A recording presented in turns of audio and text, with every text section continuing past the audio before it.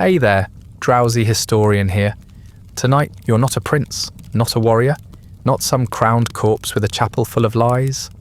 No, you're a noble in Wallachia, which is a bit like being the finest apple in a basket, already set on fire. You have land, horses, and a steward who prays louder than he works. You dine on venison, sleep on imported linen, and pretend that the man sharpening stakes in the courtyard is just a gardener. You tell yourself you're safe, because you've kept your head down. That's cute. Before the wine goes sour and the curtains catch red light from the torches outside, do me one small favour. Let me know where you're listening from and what time it is. I love seeing who's tuning into these tales from around the world. And if you'd like early access to more gently horrifying bedtime tales like this one, ad-free audio of the episodes, or just want to support the show, you'll find the Patreon link in the description. But for now, lie back. Get comfortable. Let's begin. You are a Wallachian noble, which is to say you are a man of taste, influence, and the delicate art of grovelling sideways. You own land, hills with sheep, forests with wolves, and fields that yield just enough grain to feed your tenants and keep your accountant worried. You have horses, though one is lame, and another bites. You have a manor with a stone foundation and a thatch roof that mostly keeps out the rain, except in the library, where every storm is met with a flurry of towels and curses. Your walls are lined with tapestries, most of which were stitched by someone else's grandmother. You like to think they're tasteful. Your wife says they smell of mildew and old ambition. You dress well, at least. You wear fur in the winter and silk in the summer, and never the same belt 2 days in a row. Your beard is trimmed, your boots are oiled, and your cough, the one that wakes you every morning, is not serious, according to the priest. The wine helps. It scratches less going down than the prayers do. Your days are spent managing estates that mostly manage themselves. You host small dinners with other nobles who pretend not to count each other's servants. You collect taxes occasionally, when your steward reminds you. You drink deeply from goblets that are always a little too full. And you gossip endlessly. Who married whom? Who stole what? Who backed which pretender last time the throne wobbled and fell into another cousin's lap? You don't call it politics, you call it tradition.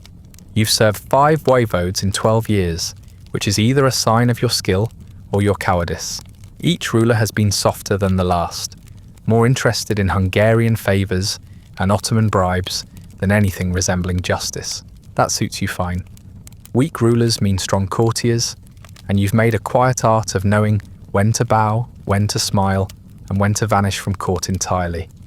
When the winds shift, you shift with them. It's not dignity you're after, it's longevity. You've seen executions, of course. Once a scribe was hanged for miscopying a decree.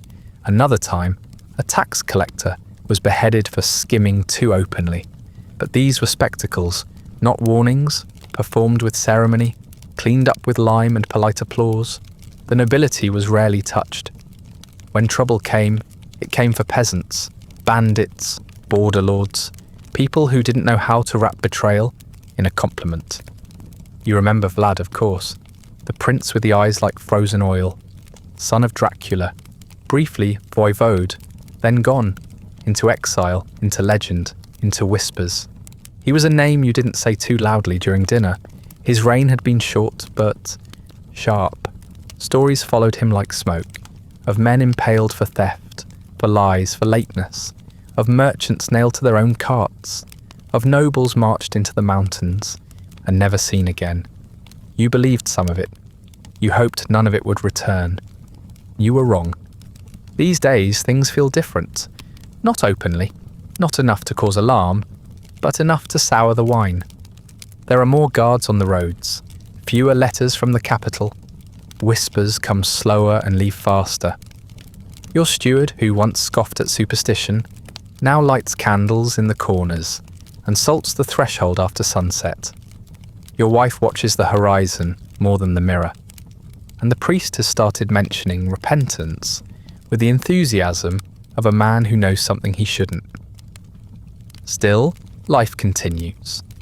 You host your annual spring feast, complete with overcooked venison and underdressed musicians. You argue with a neighbouring noble about river rights, then drink with him anyway.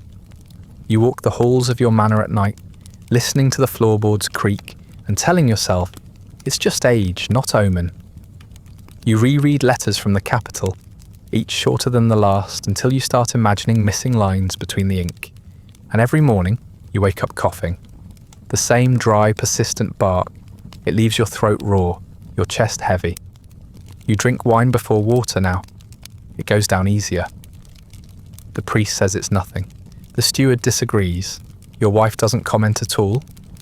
One morning, after a dream you don't remember, and a breakfast you don't taste, the dogs begin barking.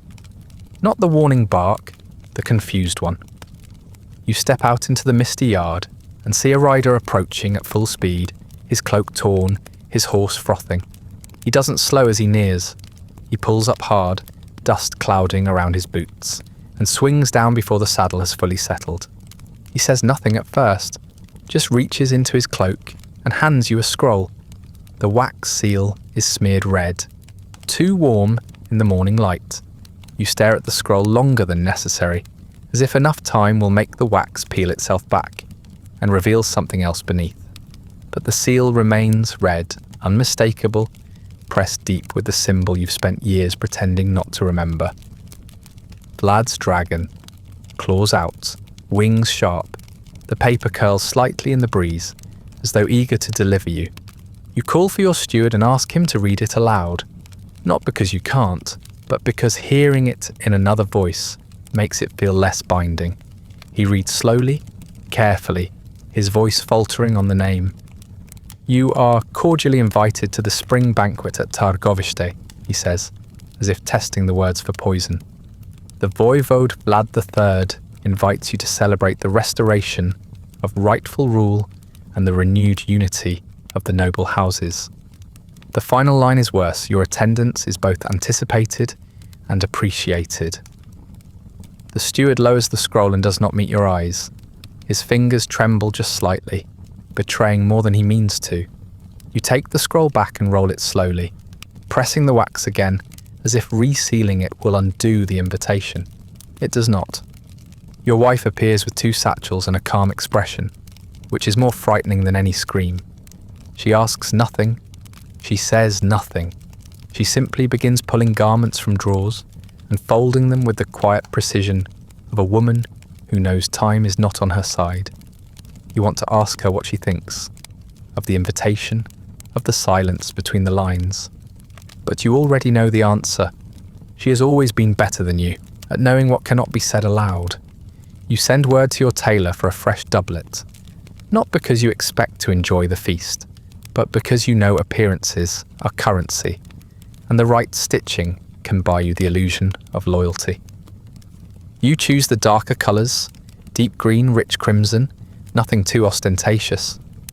Nobles who try too hard to sparkle tend to draw attention, and attention is what you no longer want. The cook prepares a gift for the prince's table, preserved cherries from last season, sealed in wine and honey. Your steward selects a fine bottle of Hungarian plum brandy, smuggled in quietly last autumn. You write a note in your best hand, calling the gifts tokens of gratitude and respect. You don't mention fear. Fear is assumed. The servants pack quietly. No one complains about the dust on the road or the weather ahead.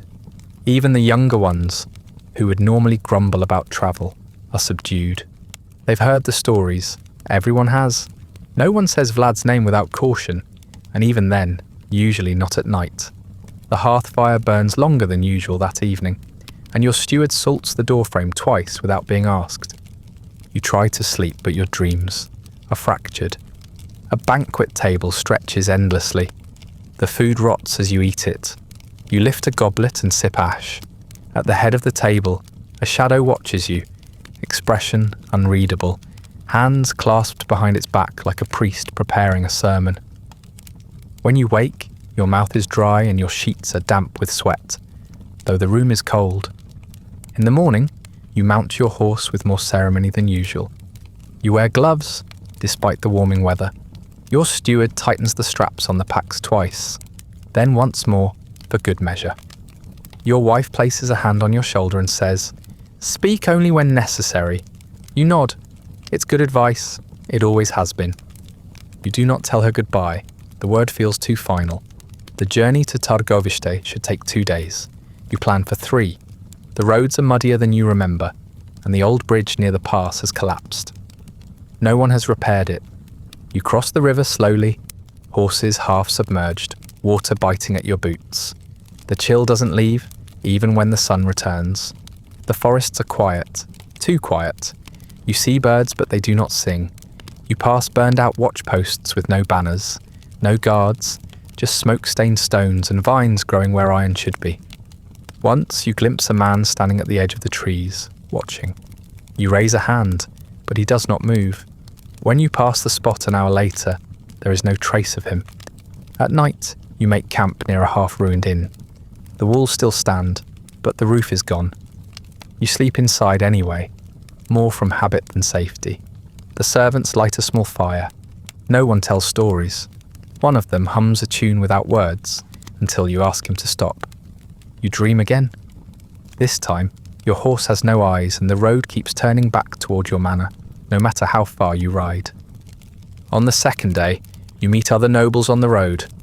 A few you recognize, men with sharp eyes and soft hands, dressed too richly for the occasion. Some nod politely, others look away. You all pretend you're going to a celebration. None of you mention the scrolls. None of you ask who sent gifts ahead or whether they were accepted. You ride as a procession of silence, hooves muffled by dirt and dread. The hills near the capital begin to rise around you. The road narrows. Trees press in on either side. You hear drums once, faint and low, but when you stop to listen, they vanish. One of your horses limps.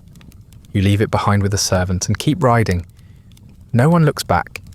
By the afternoon of the 3rd day, the air feels heavier.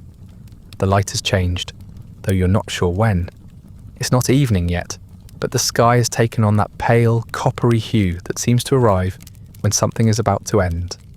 The trees are thinner now, and the ground is dry, even though it rained 2 nights ago. You begin to see vultures before you see the city. One perches on a broken mile marker. Another circles above a copse of trees just off the road. They do not caw, they do not scatter. They just watch, still as statues as you pass beneath them. And then at last you see the outer gates of Târgoviște, stone and timber, wide enough for an army, scarred with fire and age. The banners are new, bright red against black poles. The symbol is familiar, the dragon again, but larger this time, more defined, its mouth open, as if in warning or hunger. You shift in your saddle and reach for your water flask. Your hands are colder than they should be. You're not thirsty, but you drink anyway. The gates creak open just before dusk, as if reluctant to admit you. The hinges groan under their own weight, and for a moment, you imagine them snapping shut behind you like teeth. You try not to look at the fresh iron bolts. They shine more than the stone, as if recently installed. The guards at the gate do not speak. They carry long spears, tipped with blades so clean they could have been polished with prayer. Their armour doesn't clank when they move. It whispers. You offer your scroll and receive a nod in return, nothing more. You were expecting questions, or at least a glance of recognition. Instead, your name seems irrelevant. You are simply expected. The courtyard is wide and empty, paved with stones that echo too crisply under the horses' hooves. You dismount awkwardly, boots touching down on cold flagstone that smells faintly of oil and blood. No servants rush to take your reins. No page greets you with wine. Your steward clears his throat and says something about protocol, but the words fall flat. The walls seem to absorb sound here. Other nobles are already arriving. You see them in clusters beneath the eaves, whispering like parishioners at a funeral. No one laughs. A few nod to you in recognition, but none approach. Everyone is dressed in their finest. Velvet, gold thread, brocade so thick it crackles when they move. You can smell the perfume, but it doesn't help. Something in the air cuts through it. Acrid, metallic. The entrance hall is dim. The torches burn low, casting long shadows that stretch and fold along the stone. A soldier leads you toward the receiving chamber, without speaking. His boots make no sound on the stone. You glance behind you once and he notices. He smiles, or bares teeth. You look away. You remember this place from years ago. The last time you were here, the walls had been bare, the guards half drunk, the court buzzing with petty ambitions and louder mouths. Now the silence is heavy. The guards do not sway. Their armour does not rust, and the walls are no longer bare. Thick, rich tapestries hang from ceiling to floor, crimson, black and gold, depicting battles you don't recognise and symbols that stare back at you. The dragon is everywhere, of course, but it has grown larger, more defined, more interested. When you reach the throne room, the doors open not with a creak, but a hush. They part like stage curtains before the final act. Inside, the air is warmer, but not welcoming. It clings, smells faintly of incense, smoke, and old stone. You step in slowly, head bowed more from instinct than protocol.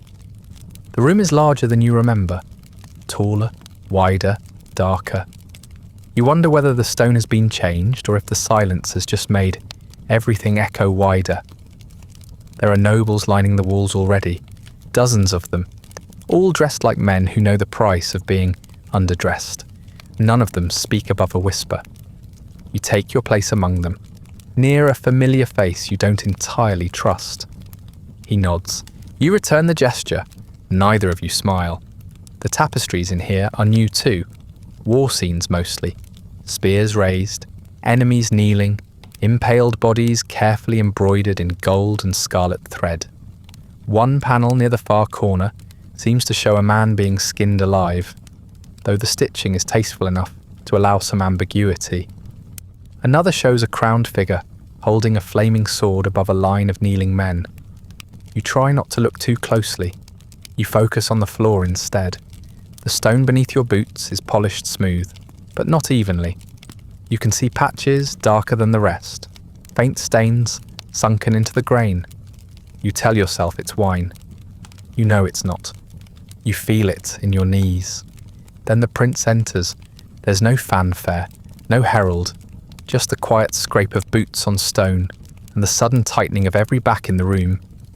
He doesn't stride, he glides like a man who knows every eye is already watching him and has no need to earn it. His clothes are simple, but deliberate. Dark leather, fur-lined. A single chain at his throat, no crown. He doesn't need one. Vlad the Third, son of the dragon. His face is older than you remember, but not worn. His beard is trimmed close. His eyes are sharp enough to draw blood. He moves like a knife through a room full of throats, calm and exacting. When he reaches the dais, he turns and sits. The throne itself is unadorned stone, save for the dragon etched into the backrest, and the faint reddish marks near the base. You do not look at those for long. He surveys the room in silence. You hold your breath, as does everyone else.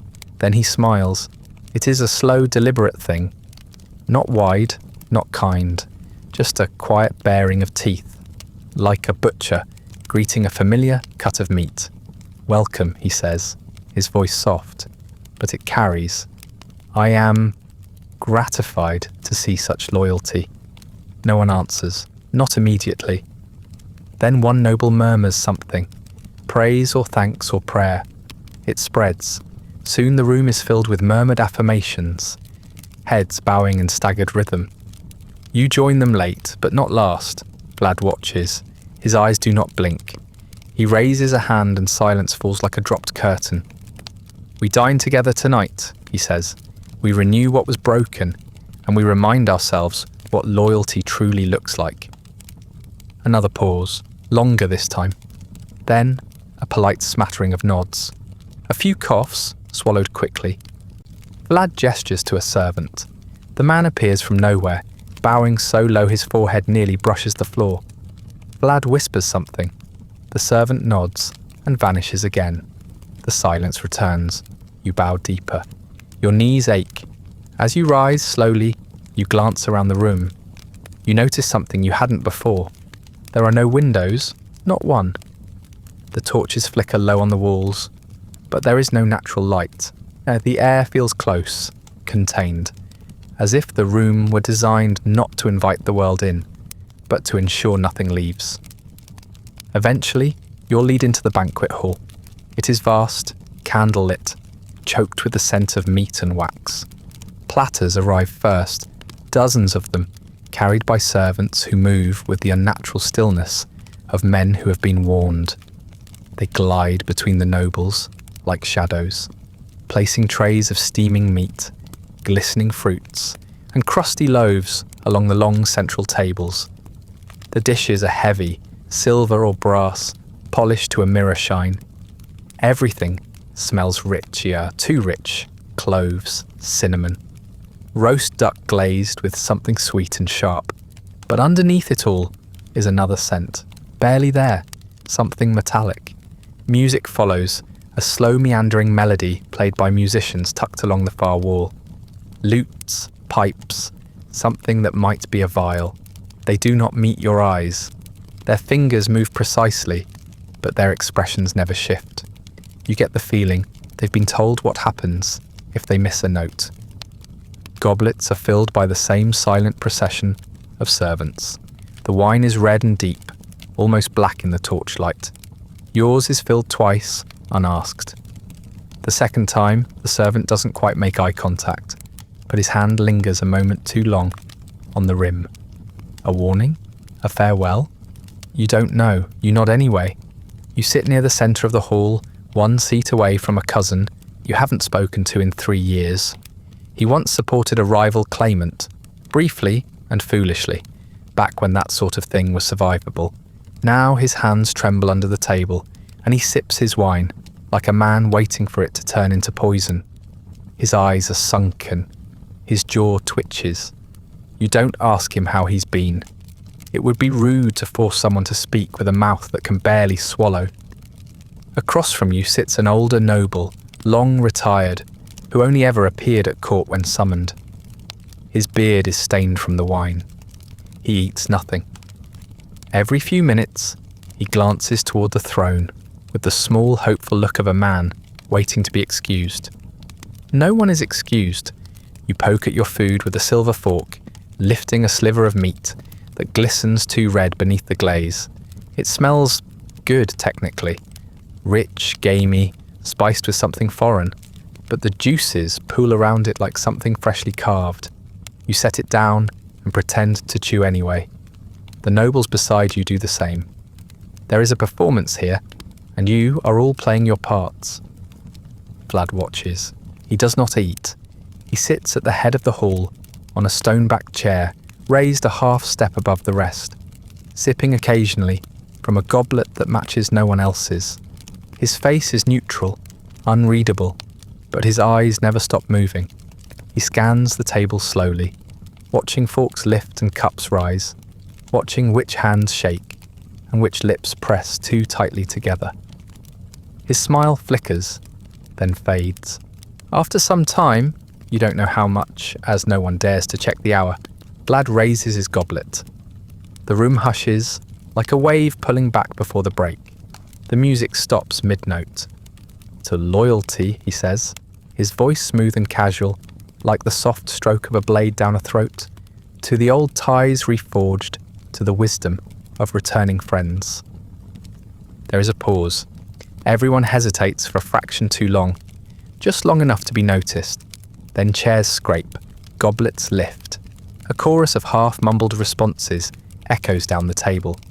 To loyalty, to the voivode, to unity. The words sound like confessions disguised as praise.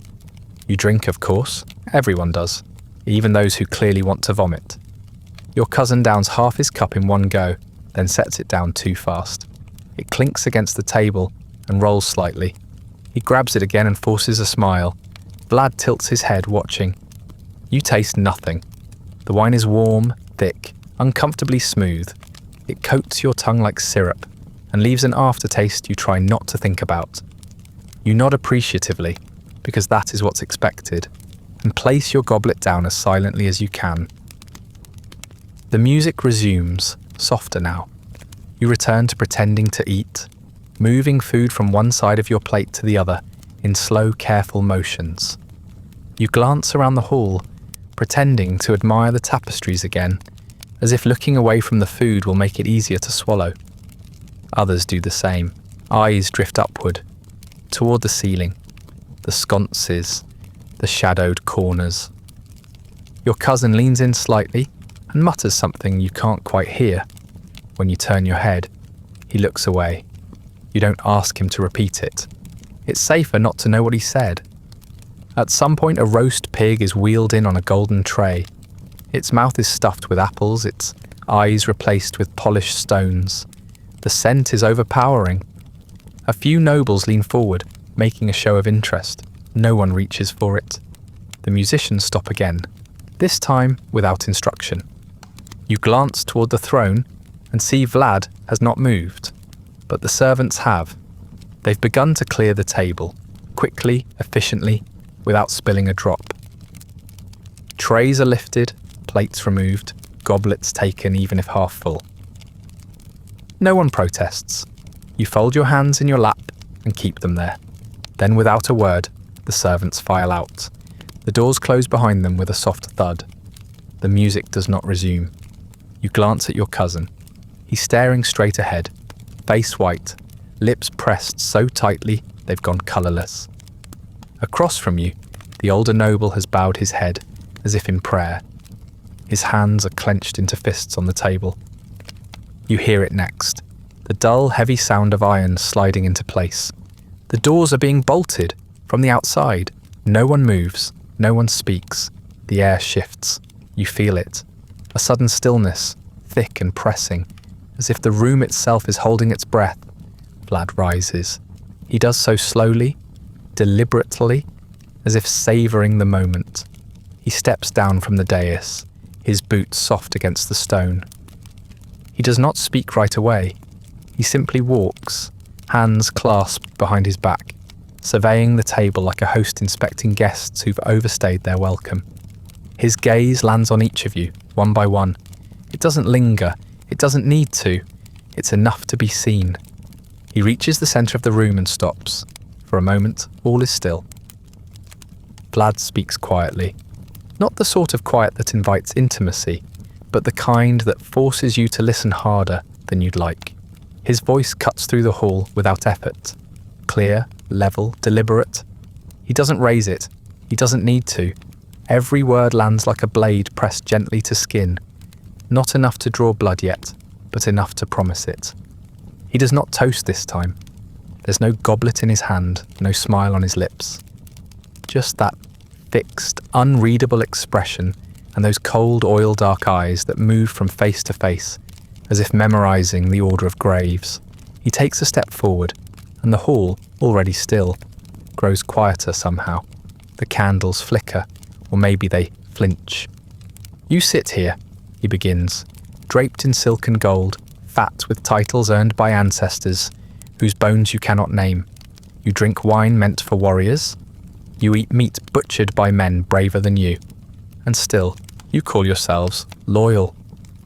The word stretches in the air, hanging over your head like smoke. You stare at your hands folded in your lap and hope they don't shake. You tell yourself to breathe evenly. Not too deep, not too shallow, just enough to pass unnoticed. He begins pacing slowly along the front of the hall, boots soft against the stone, voice never changing, in volume or tone. Where were you, he asks, when the throne was taken from me by cowards and foreigners? When the boyars carved this land like meat and sold it to the highest bidder? When Wallachia became a brothel for Hungarian coin and Ottoman scraps? No one answers. No one dares. A few nobles lower their heads slightly, not quite bowing, but enough to suggest humility. Enough to suggest regret. Whether real or feigned, it hardly matters now. I see you now, Vlad says, pausing near the centre of the room. The same men who wrote letters in secret, who whispered my death in chambers lit by stolen candles, who changed sides when the wind shifted, who knelt to pretenders and licked the boots of thieves. His gaze sweeps the hall. His eyes pass over you, not stopping, not settling, but brushing past like a cold draft through a broken window. You swallow and find that your mouth tastes of copper. You grip the edge of the table beneath your cloak. Then Vlad begins naming them, not all at once, not loudly, just one name at a time, spoken with calm precision, as if reading from a ledger that's been waiting to be opened. He points, a slight gesture, 2 fingers extended without haste. Nikolai of Argesh, he says. A noble 3 seats down stiffens. He doesn't speak. He doesn't blink. A guard appears behind him, handle ready on the hilt of a sword. Nikolai lowers his head and stands. His mouth moves, perhaps a prayer. Then he's led away without resistance. Mircha, Vlad continues, of the Buzu Valley. Another name, another man. This one looks confused at first, then defiant. He stays seated.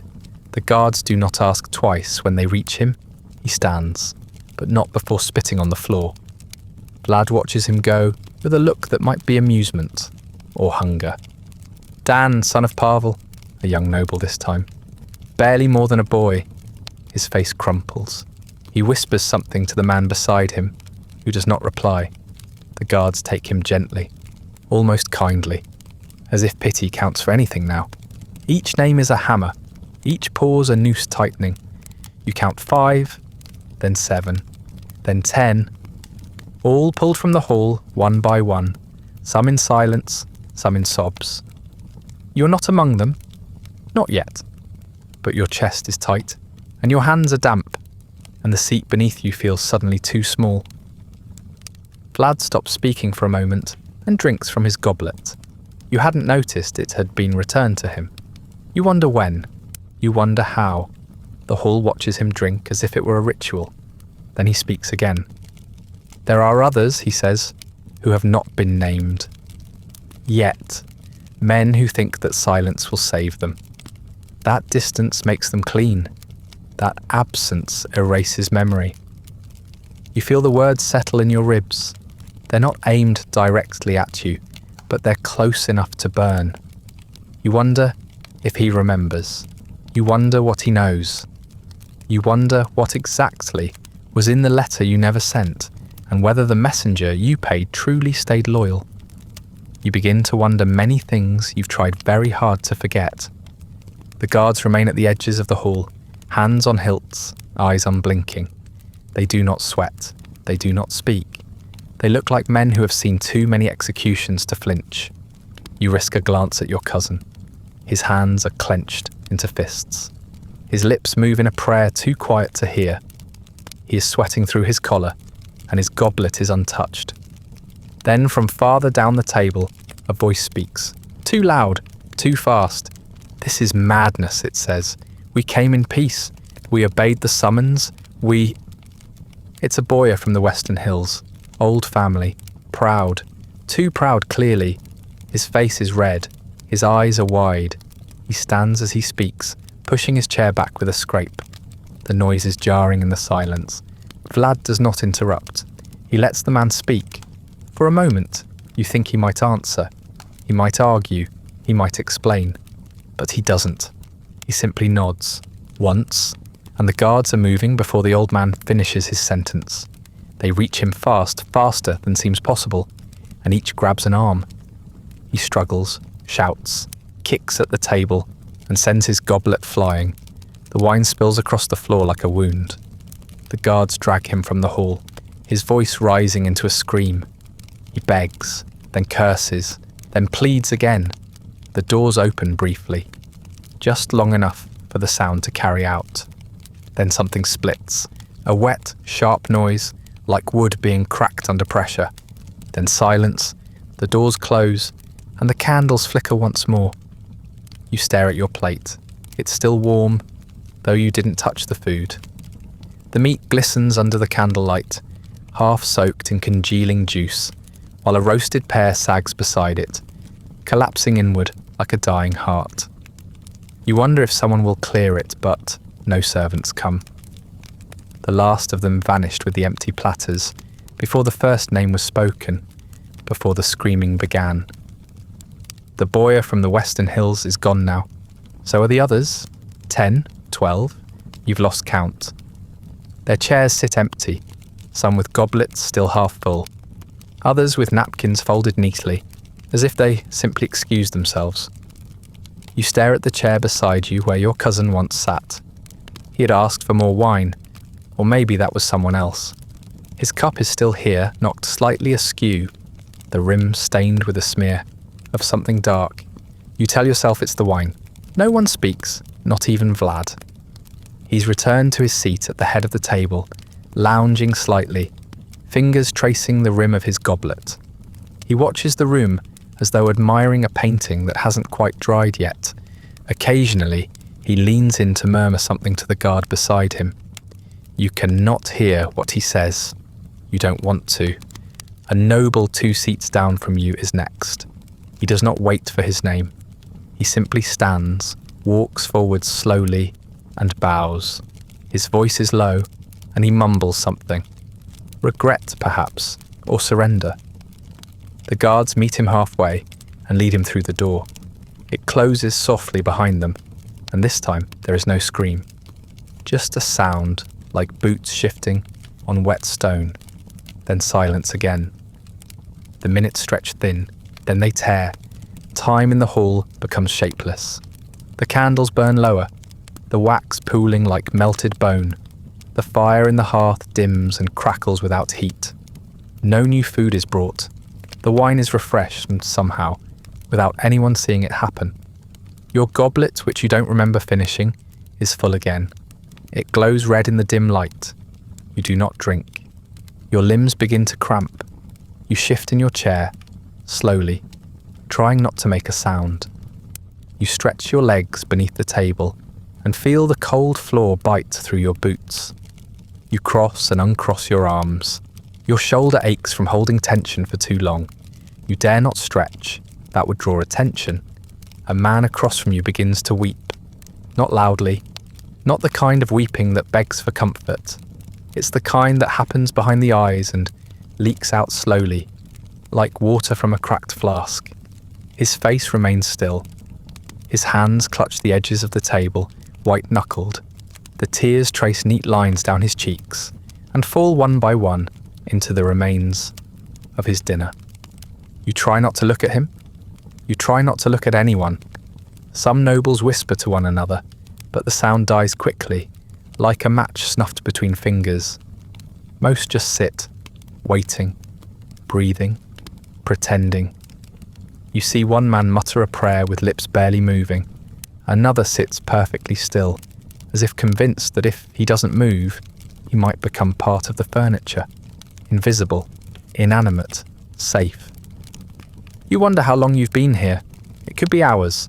There are no windows, no bells, no servants, only the flicker of torches and the rhythm of fear. Hunger gnaws at your stomach, but you ignore it. Hunger is safer than notice. Your throat is dry, but you don't reach for the goblet. The thought of running occurs to you more than once.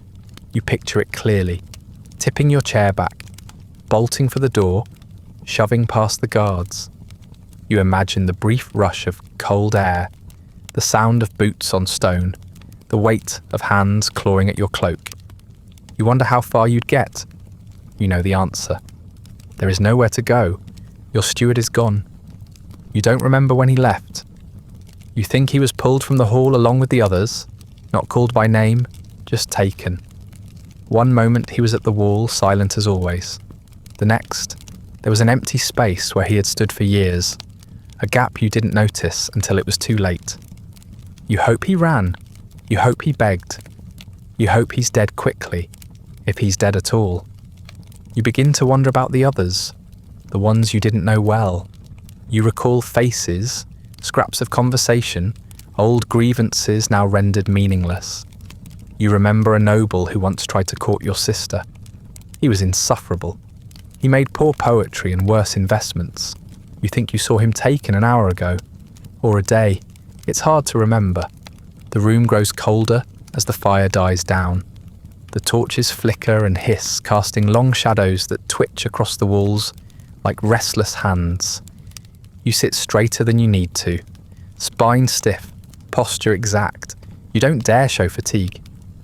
The prince is still watching. He hasn't moved in some time. He sips from his goblet now and then, always slowly. His face is unreadable. He could be bored, or amused, or already writing the names of the next to fall. The guards around him remain motionless, statues in steel. Their swords are still sheathed, but you've seen how quickly they draw. You close your eyes for a moment, just a moment, and see a memory. Your wife, folding a cloak with her back to you, her fingers trembling slightly. She didn't speak. She didn't need to. You remember the way she tucked a small cross into your satchel without telling you. You remember the smell of rosemary burning in the hearth. You remember her silence. Your eyes open again. The room is unchanged. Then without warning, Vlad moves. He shifts in his chair, just slightly, and the entire room tightens. Chairs creak, breaths catch. You grip the edge of the table so hard your knuckles ache. He leans forward, resting one elbow on the armrest, and sets his goblet down with a quiet clink. His eyes land on you. Not the person beside you, not the man across from you. You. They settle there, calm and steady, as if he's been watching you for some time, and only now decided to let you know. "You've been quiet," he says. The words are simple, almost gentle, but they land like a verdict. The guards lift you to your feet. You don't resist. There's nothing defiant left in your limbs. You don't cry out or ask why. There's no reason to. The question would hang in the air unanswered, like all the others before it. Your knees ache as you rise, and for a moment, you're not sure they'll hold your weight. One of the guards steadies you, not roughly, but not kindly either. It's not mercy, it's habit. They don't bind your hands, which somehow feels worse. Bound hands imply control, restraint, the idea that someone fears what you might do, but your hands are left loose, swinging uselessly at your sides, as if no one believes you'll make it more than a few steps before folding in on yourself. You don't test the assumption, you just walk. The doors open again, wider than before, and you're led out of the hall into a corridor that wasn't lit earlier. Now flickering oil lamps line the narrow passage, set low along the walls. Their light sputters, golden and dim, casting uneven shadows that move too much for how little air there is. The torches you expected aren't here. No fire, just smoke. Thick, greasy, hanging low in the corridor like breath that never left. The walls close in as you go. The stone is rough here, less polished than in the hall. Older, or simply less cared for. The air grows heavier with every step, harder to breathe. You taste ash at the back of your throat. Somewhere far ahead something hisses, not loud, not urgent, just constant. The floor beneath your boots is damp in places. You try not to look at the stains. You pass doors along the hallway, thick oak reinforced with iron bands. Some are ajar, others are bolted. From one a faint sound leaks out, a soft whimper, followed by silence. Another door swings slightly as you pass, just enough for you to glimpse the edge of a wooden rack and something dark soaking into the floor beneath it. You don't slow down.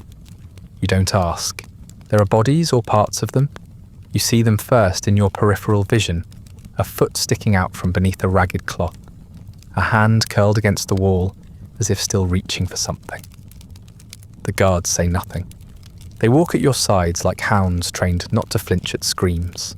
You keep your eyes ahead and pretend you didn't see the curve of a spine slumped beside a broken pail, or the smear of something red dragged across the wall in a long, deliberate arc. The hallway twists suddenly. No warning, no branching paths, just a sharp turn that brings with it a wave of stench so strong you gag before you can stop yourself. One of the guards pauses long enough for you to recover, then gestures forward. His face is unreadable. You nod, breath shallow, and continue. You pass a stack of sharpened stakes next. Dozens of them, piled neatly like firewood against the stone. Their points are darkened, some with oil, some with something thicker. They are not crude. Each one has been sanded smooth, carved with care. You imagine hands working those stakes for hours, days, shaving splinters, smoothing imperfections, preparing them like furniture to be admired. You wonder if they were meant for someone else, or if one now has your name written on it in ink no one needs to see. Someone is murmuring. You don't know where the voice is coming from. Ahead of you, behind, or somewhere inside your own chest. The words are too soft to understand. A prayer maybe, not one you recognize. You realize your lips are moving. It might be you. The corridor ends in a heavy iron door. Unlike the others, this one has no handle on your side. One of the guards knocks, once sharply, and waits. You hear the sound of chains being moved. A bolt slides free, then the door opens inward. You step through and are met with open air. The cold hits you first. It bites at your skin, settles in your lungs, and makes your ribs ache. You hadn't realized how thick the smoke had been inside until now. The night sky above is starless, or maybe the clouds have covered everything. The courtyard is dimly lit by a few torches fixed high on the outer walls, their flames dull against the wet stone. It smells like pitch and rot. The ground is slick with mud, but it isn't just earth. Something darker pulls in patches, too thick to be water, too sticky to ignore. You don't look too long at any one spot. You focus on your feet. Left, right. Don't slip, don't fall. Falling would be the worst thing. You don't know why. You just know. You pass the first stake as you cross the yard. It's already in the ground, angled slightly backward, its point gleaming. Beside it lies a pile of cloth. Maybe a robe, maybe skin. You don't ask. A few feet beyond, another stake rises, then another. Not in rows, but scattered like trees planted without order or reason. Some are still clean, others aren't. You keep walking. There's a wooden platform ahead. Not raised exactly, just a flat section of planks set into the mud, warped with age and slick with something that shines under the torchlight. You're led to its edge, and there you stop. One of the guards steps away. The other remains beside you, watching the perimeter. You hear something being adjusted behind you. Ropes pulled, chains tested, someone dragging metal across wood. You don't turn to look. Then you hear it. A sound that doesn't belong in the night. A long, wet scrape, like something thick being pulled from the earth. The pitch of it changes halfway through, rising into a sharp pop, followed by a low, wooden groan. You know what it is before you see it. The first stake rises, slowly, steadily, dragged upright by pulleys or muscle you cannot see. Its point gleams slick and black, the wood coated in oil, and something else that glistens. It sways as it settles into position, tall and unforgiving, silhouetted against the courtyard wall. You do not ask if it is yours. You already know. They undress you methodically, almost apologetically, as if this part still clings to the illusion of ceremony. There is no violence in their hands, no tearing, no mocking, just quiet, practiced efficiency. One unties your cloak while another unlaces your tunic. You're stripped layer by layer until the cold air finds your skin and clings to it like oil. You do not resist. Not out of bravery, but because resistance would only add spectacle, and there's been enough of that already. They fold your clothing and set it aside, neatly, carefully, as though you'll need it later, as though dignity is still in play. You stand motionless on the wooden platform, stripped bare except for the thin linen wrapped loosely around your waist. Even that is temporary. You feel the eyes of the guards behind you, but no one speaks. This is not the moment for speech. When they bind your hands, it is done with a strange kind of gentleness. Rope pulled snug, not tight enough to bruise, but just enough to remind you that movement is no longer yours to command. Your arms are pulled behind your back, your elbows coaxed inward. The rope scratches your wrists where the skin is thinnest.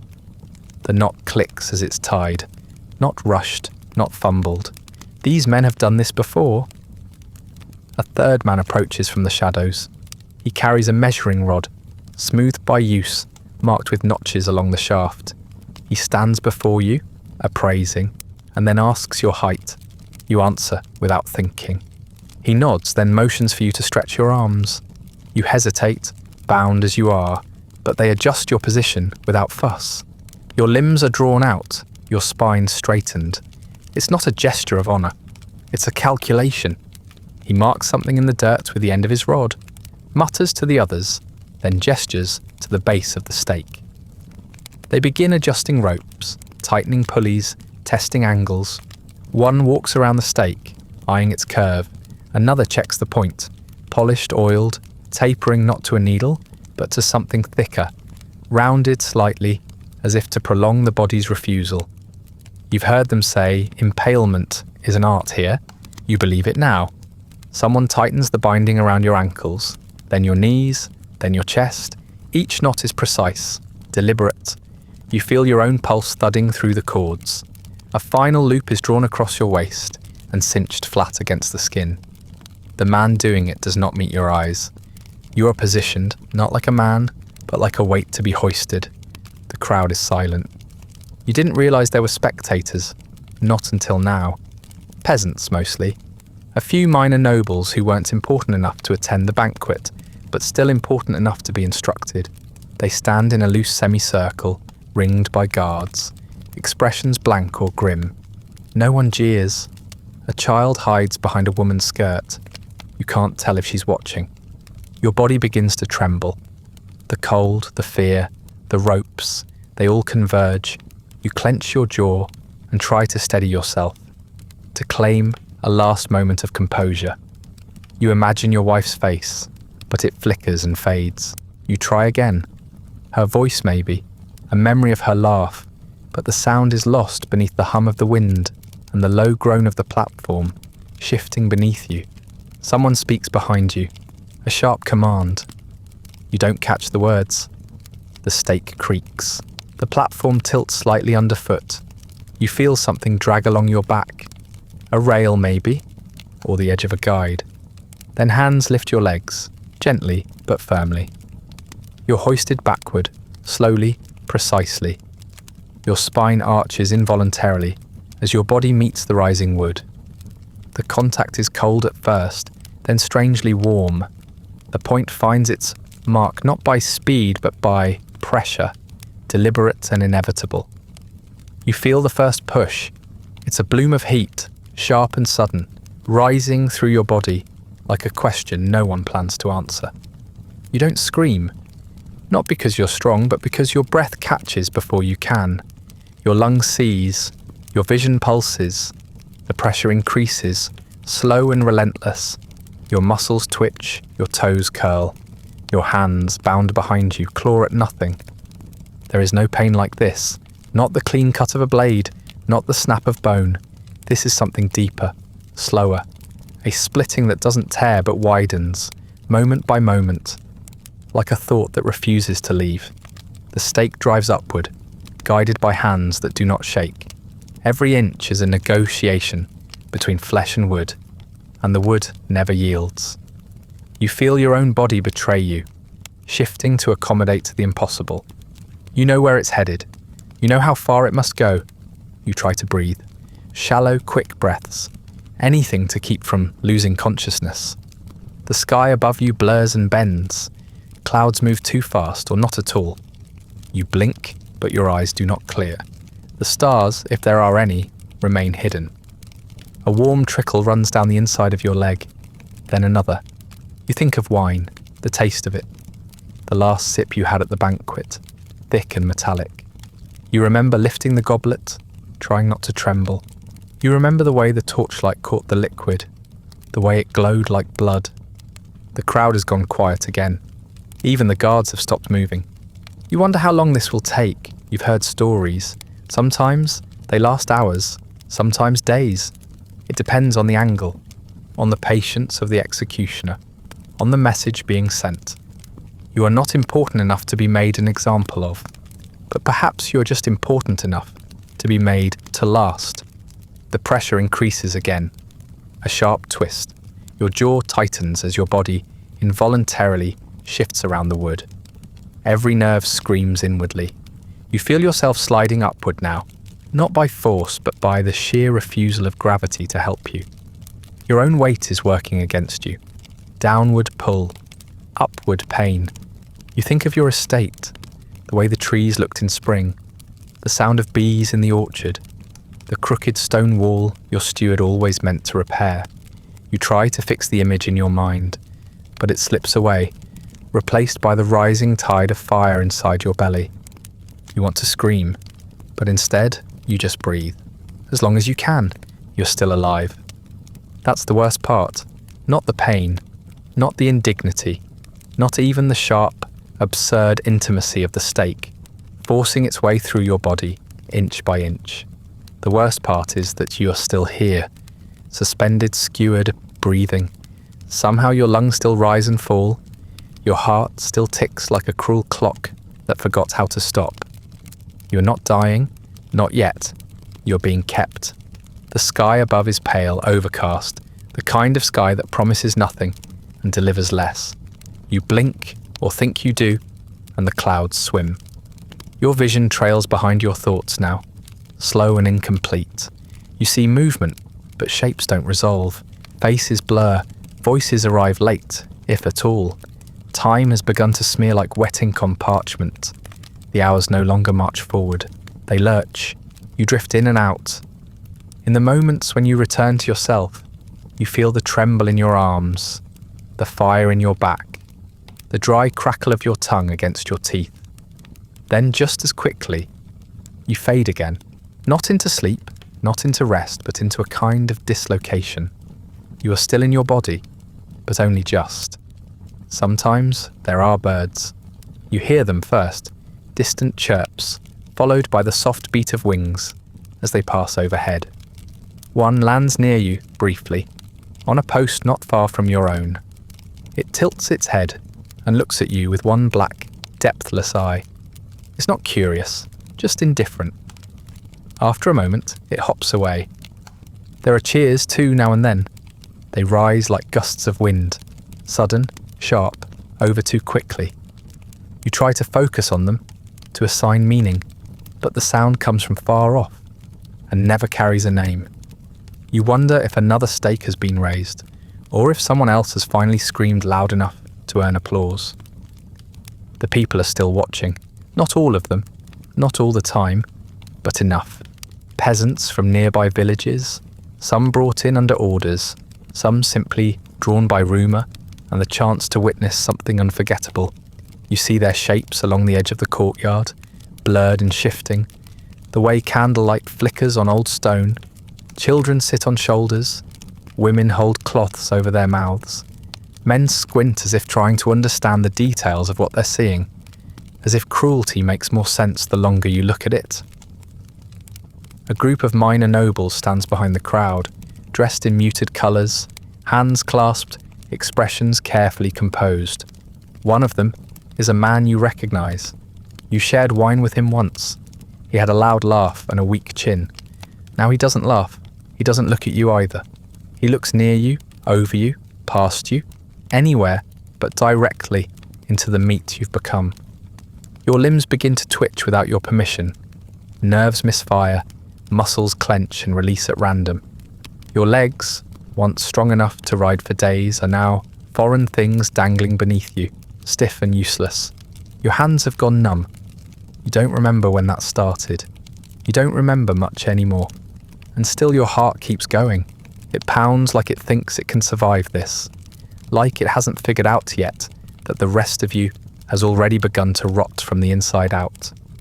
You feel it most in your throat, that thud, thud, thud, relentless, rhythmical, mocking. You try to will it to stop, it doesn't. Vlad is watching again. You don't know when he arrived.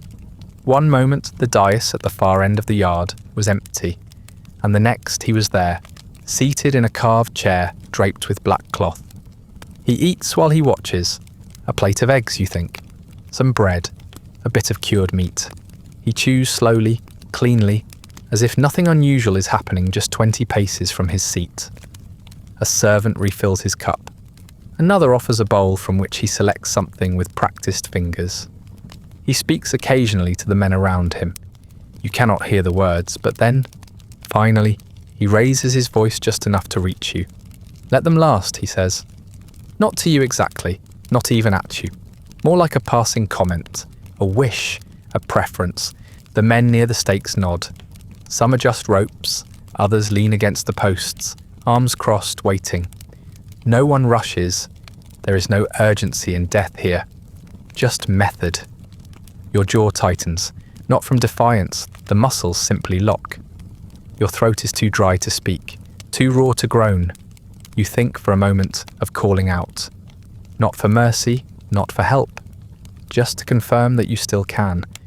But you don't. Even your thoughts move slowly now, as if dragging themselves across broken glass. You can't feel your legs anymore. You aren't sure when that changed. Your arms have followed. Your back is a curtain of heat and pressure. The spine beneath stretched too far, pulled by the weight of your own failing body. The stake beneath you feels warmer now. You don't know if that's the oil or your blood. A fly lands on your cheek. You don't move to brush it away. You don't even flinch. Your skin has begun to forget that it once had purpose. The fly walks across your face, pauses near your eye, then leaves. You remember your steward's voice from weeks ago. He had told a story about Vlad, how he once had a man impaled for lying about the weight of a tax shipment. A single coin missing. A mistake. You had laughed, not because it was funny, but because that's what was expected. Now you wonder what happened to your steward. You wonder if he got away, if he's hiding, or if he's watching. Your thoughts thin like mist. You reach for memory and find only silhouettes. Your wife's face becomes a blur. Your mother's voice fades to static. The smell of your estate, rosemary, fresh bread, old parchment, slips through your grasp like water in a cracked jar. You know you had a name, a house, a crest embroidered on your cloak. But those things are soft now. They do not hold, and still you do not die. The sky above shifts, clouds drift, a torch sputters somewhere behind you. A horse snorts in the stable. Life continues, just not yours. You wonder how long you've been here. Then you stop wondering. You become a lesson. Not a man, not even a corpse, just a shape. A message carved in meat and held aloft by wood and silence. You are no longer an individual. You are no longer you. You are an answer to a question someone else asked, long before this courtyard ever filled with spectators, and the answer is final. For 3 days, you hang there. The sun rises grey and merciless. It does not warm you. The night falls sharp and cold, and it does not cool you either. Your body reacts to neither. It simply remains, suspended, stiffening, hollowing out. The wind rattles through the yard, dragging smells behind it. Pitch, sweat, blood, the stale perfume of old nobles who still try to smell better than fear. None of it reaches you anymore. You are a warning. They do not put up signs. They do not build plaques or write sermons. They don't need to. You are the sermon, the visual aid, the reminder. The guards don't tell anyone to look at you. They simply don't stop them. Villagers pass through in silence. Messengers ride past with glances they pretend not to make. Soldiers adjust their pace when they near you, then quicken it again when they've passed. On the second day, a group of children is brought through, not by accident. Their mothers clutch them by the wrists and keep their eyes fixed ahead, but the children turn their heads anyway. One girl cries, one boy stares too long, one small hand points upward, asking a question no one answers. The guards remain silent, as they always do. This is not a place for explanations. It is a place for consequences. More birds come and go. At first they land cautiously, testing the edges of the wood, hopping around your feet. By the third day, they're bolder. One perches on your thigh and pecks once before flying off. Another lands on your shoulder and stays there for hours. You feel none of it. They're not waiting for you to die. They've already decided you have. You no longer blink. The wind stings your eyes, but they do not close. The nerves in your face have gone still. Your muscles locked in the grim parody of a stare. Your lips have dried and cracked, peeling into shapes that no longer speak. Your throat is a closed tunnel. You breathe less now, or not at all.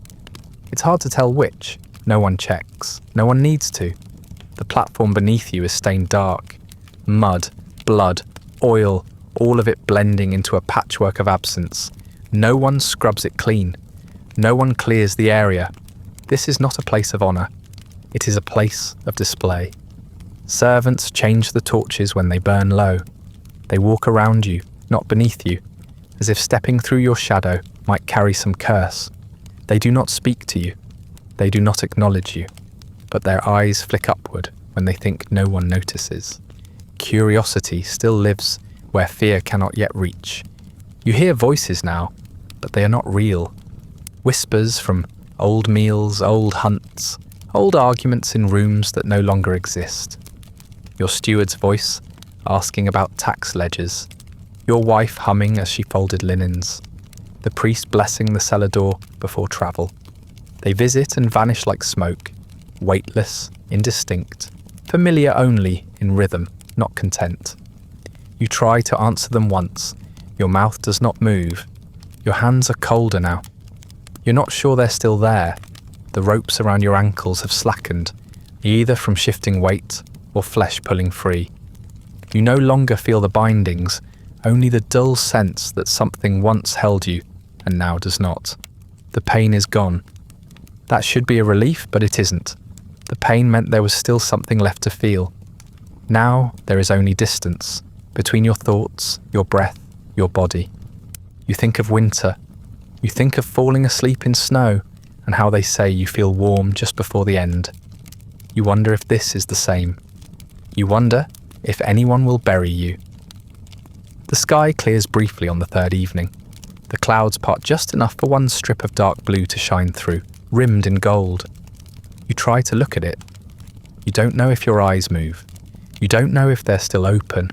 You've forgotten your own name, not just the sound of it, but the weight, the shape, the meaning. It floats somewhere just out of reach, along with the other things that once defined you. Your land, your title, the voice you used when speaking to your horses. All of it slips away, unravelling like frayed thread. What remains is nothing. What remains is waiting. And when you finally die, it isn't dramatic, it isn't noble, it isn't even painful. It's just over. There is no last gasp, no final prayer, no thunderclap or angelic light. Your heart, persistent until now, gives up without warning. Your body hangs exactly as it did the moment before. The wind keeps blowing. A torch sputters, a guard shifts his weight and yawns. No one marks the moment. There are no witnesses to your passing, because you'd already passed from memory days before your pulse agreed. And just like that, the message is complete.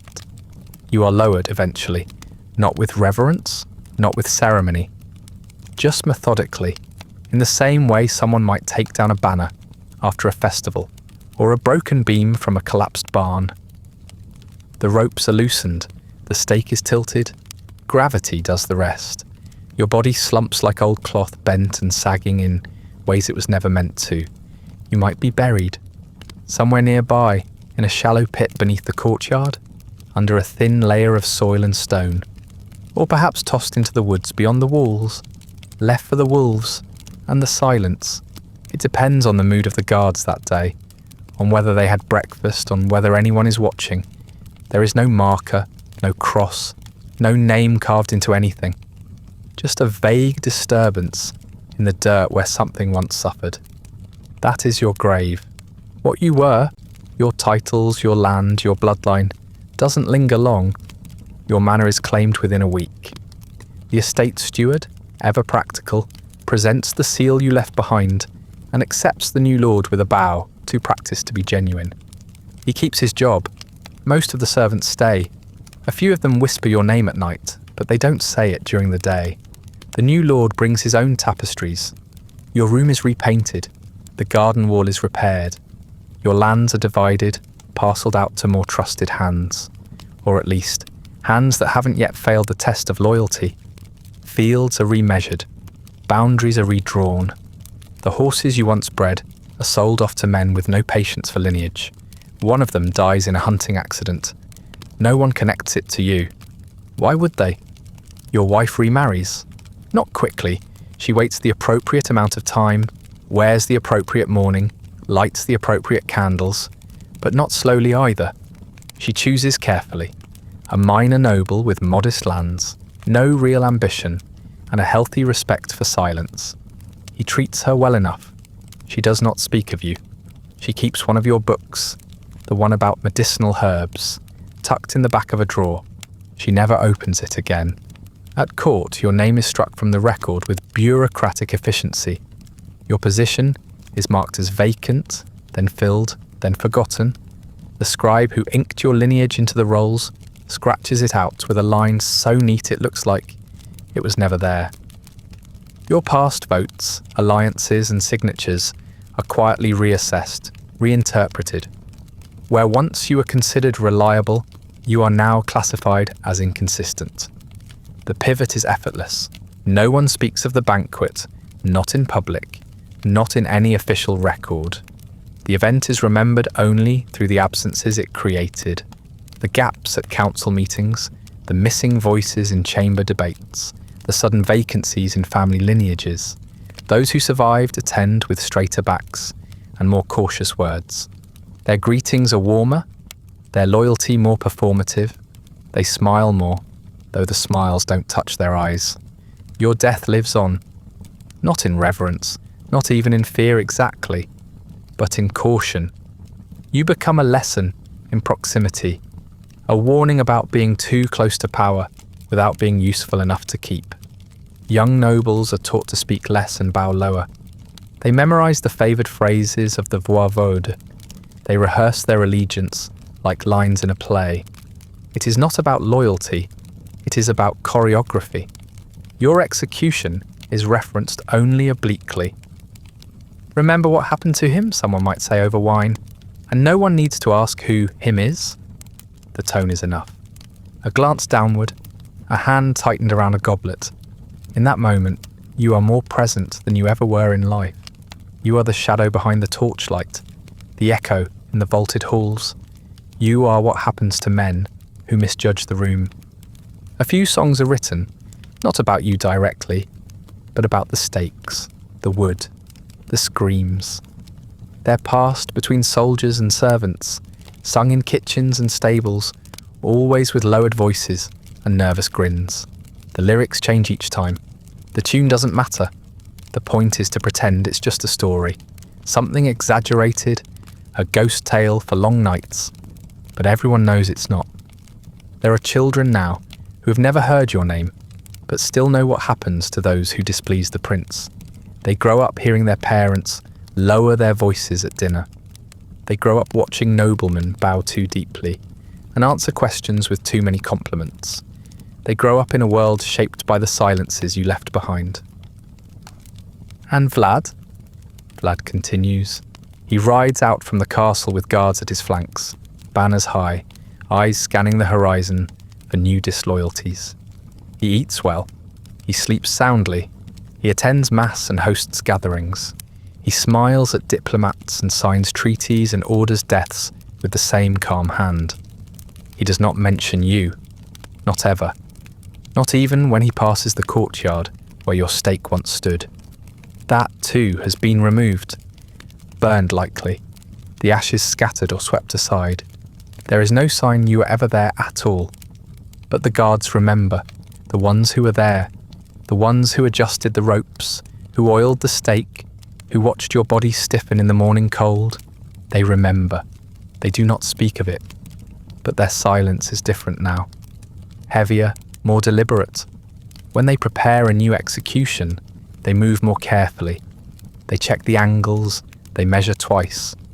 In the far corners of the land, peasants tell each other stories about the old noble who went too often to court and never came back. Some say he tried to betray the prince. Some say he just looked at him wrong. Some say he said nothing at all, and that was the problem. The truth is lost. The message remains. And somewhere in the capital, in a quiet chamber, lined with scrolls and seals, and the low murmur of bureaucrats shuffling records, another letter is written.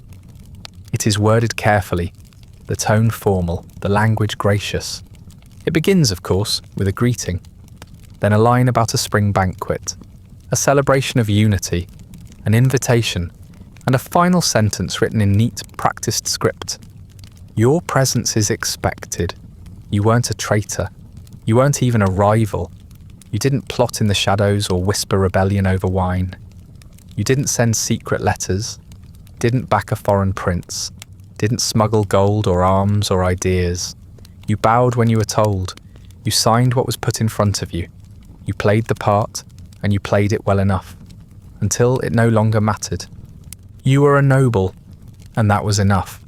The throne does not survive on loyalty. It survives on fear, and fear needs examples. It feeds on them. It builds itself from names etched into silence, from men broken in public, from reminders that proximity to power is not the same as safety. The closer you are, the clearer the target. You were too visible. That was your mistake. You weren't dangerous, you were just seen. In the wrong room, at the wrong time, by the wrong man. You attended too many councils, spoke too freely in the wrong hall, had your name mentioned once too often in the prince's presence, not as a threat, not even as a rumour, just enough to exist, just enough to make it worth reminding others what it meant to be noticed. There are those who will call it justice, long after you've gone. They'll tell themselves you must have done something. You must have betrayed someone, insulted someone, stolen something, because the alternative is too frightening. If a man can be destroyed for no reason at all, then none of them are safe. So they invent your crimes for you, quietly, without ever saying your name. You were never told what your mistake was. There was no accusation, no trial, no list of grievances, only a letter, a banquet, a toast to loyalty, then the silence and the stake. And yet, somehow, the silence said enough. The men who remain will remember your face, but not your voice. They'll remember your chair at the table, your wine cup, the way you didn't flinch fast enough. They'll replay the moment Vlad looked at you and said you'd been quiet, as if that had been the crime, as if speaking would have helped, as if silence ever did. You will not be remembered in poems. No ballads will be sung of your death. No stained glass windows will bear your likeness. There will be no grave with your name on it, no family crypt with your coat of arms hanging above a tomb. You will exist only in the narrowed eyes of those still pretending to be loyal, and in the muttered warnings passed between men who dream of surviving long enough to die of something natural. But the message worked. You became what you were meant to be, a lesson in flesh mounted on wood, burned into memory. Not glorious, not noble, just effective. And that is the point. Because you weren't a traitor, you weren't a rebel. You were just important enough to be noticed, and not important enough to be spared. And that brings us to the end of tonight's quiet execution, slow, deliberate, and almost polite in its horror. If you're still listening, thank you for staying through the dread, the velvet, and the silence between footsteps. History often remembers the monsters, not the men they swallowed. If you'd like early access to more slow-burning stories like this one, ad-free audio of the episodes, or just want to support the show, you'll find a link to the Patreon in the description. Feel free to like, subscribe, or leave a comment with other historical topics you'd like to see covered. If you're listening on a podcast app, a rating or review helps others find their way to these stories. And special thanks to the supporters who make this show possible, including our chroniclers, Andrew S. and Amanda Lamke. Sleep well.